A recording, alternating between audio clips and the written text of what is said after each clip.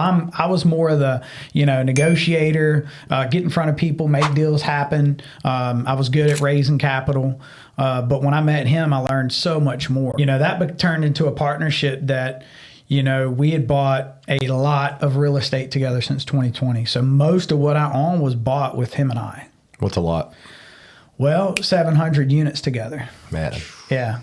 And really the unit count was so big to us at one time, and it's like we're not even concerned about that anymore, because it's inevitable that we're going to own thousands and thousands of units.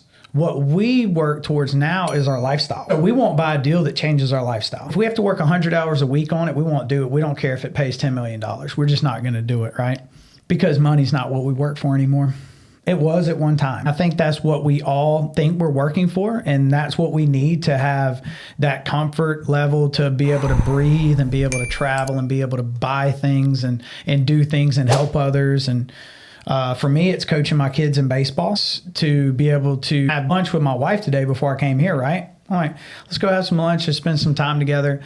We pick our kids up from school. We take them. We're big family people, so it's important to us to be at every single game, event, dinner at night, breakfast in the mornings.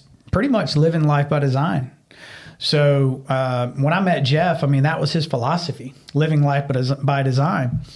And I feel like I've always been pretty good at looking at uber successful people and going, that's the person I need to listen to. I've always had enough humility to go, I want to be the least intelligent guy here. I want to be the least financially strong, right? Nobody wants to be the dumbest guy. But it's okay if you are trying to constantly better yourself and grow. Look at it as building a muscle, right? It's small at first, but you get in the gym.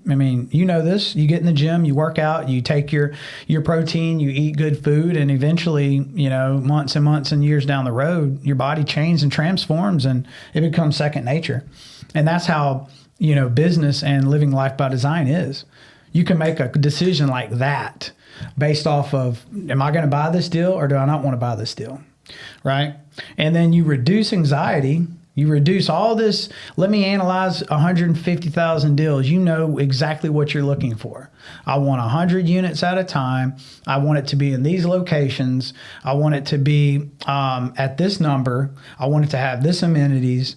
If it doesn't fit the buy box, we don't even look at it.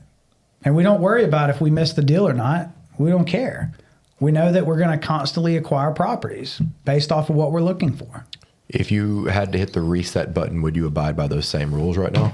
100%. Okay, interesting. Yeah, I think, as far as... Yeah, let's say this way. Do you think the strategy you used to buy 20 units is the same you're using to buy 100? The same you used to buy 500 units later down the road? That changes. That changes tremendously. Okay. Because when I first started buying units, I honestly, I didn't know what I was buying. I just looked at it like, hey, this is the mortgage. This is how much I need to put into it. This is what I can rent it for. All right, I'm making some money, right? I didn't look at the tax strategy. I didn't look at the appreciation. I didn't look at any of that. I was cash flow guy, hardcore. And I'm still heavy cash flow guy, right? If it doesn't cash flow day one, other than a development. And we just added development at our company this past year. So we got 2 developments right now that we're working on. And that's just the long-term game. It's going to take time. You got to get the zoning, you got to break ground, and then 2-3 years later you start making money. So